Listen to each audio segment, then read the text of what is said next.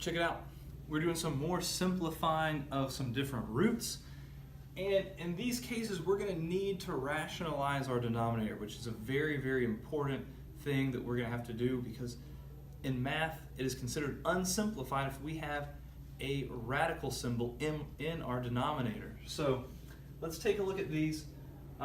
In this first one, we've got the square root of a to the 9th power. I can simplify that down to be a to the 4th times the square root of a. 9 divided by 2 is 4 with a remainder of 1. On the bottom, 5 divided by 2, I'm able to say this is b squared times the square root of b. So we can simplify those radicals down. Now, our problem is we've got that radical symbol in the denominator. Not considered simplified. We need to rationalize this thing. If I'm taking a square root, I need groups of 2 to pull out 1 and get rid of that square root. Right now, I only have one b. I'm going to have to multiply this by something on the top and the bottom. Because I'm taking the square root, I'm going to multiply it by a square root on the top and the bottom. Because I only have one b and I need 2, I'm going to multiply by one more b on the top and the bottom. Because b times b gives me b squared, that's 2 b's, and I can take the square root of that. So, when we multiply this across, I've now got a to the 4th times the square root of ab. When we multiply two roots that have the same index, we multiply the stuff on the inside. In the denominator, we have b squared on the outside, and then on the inside, b times b, we have the square root of b squared.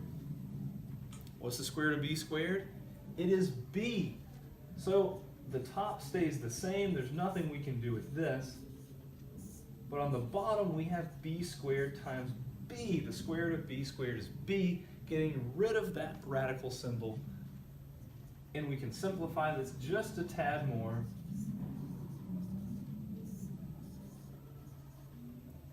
And there we go. If you're wondering why we couldn't simplify our numerator anymore, well, we only have one a, we only have one b, and we need groups of 2 to simplify that. Oh, are you making a video? Taking a look at the second one, we're taking the fifth root of a fraction, and the first thing we can do is we can use this property. We have a quotient property that says we can split this up to be the 5th root of the numerator and the 5th root of the denominator, and that goes for any kind of root: square root, cube root, 4th root, a 12th root, even a 5th root. We can break that up to be the root of the top over the root of the bottom. And if we look at what we actually have, we have the 5th root of 1/3 over the 5th root of 4, which is 2 squared, and a y. And if we're taking a 5th root, with a 5th root we need 5 of something. I've got 1/3 on the top. I can't simplify that. On the bottom I have 2 2's, but I need 5. I have 1 y, but I need 5. So I'm going to multiply by something on the top and the bottom so that I can rationalize this and get the radical symbol out of the denominator. Because I'm taking a 5th root, I'm going to take and use a 5th root on the top and the bottom. I'm going to multiply both the top and the bottom by the 5th root of something. And I need to think about how many of these things I actually need in the denominator. If I have 2 2's, I need 3 more to get 5. If I have 1 y, I need 4 more to get 5.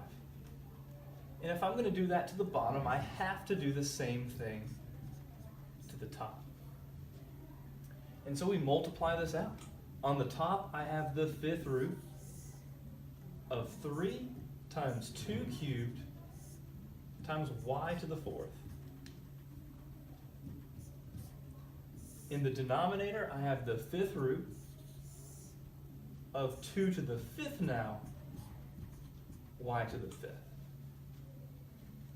Well, on the top, I'm still taking the 5th root. I only have 1/3, 3 2's, and 4 y's. I don't have 5 of anything. So just multiply that stuff out. That gives me 24y to the 4th power. In the denominator, I have 5 2's. That comes out as 1 2. I have 5 y's. That comes out as 1 y. And I'm done.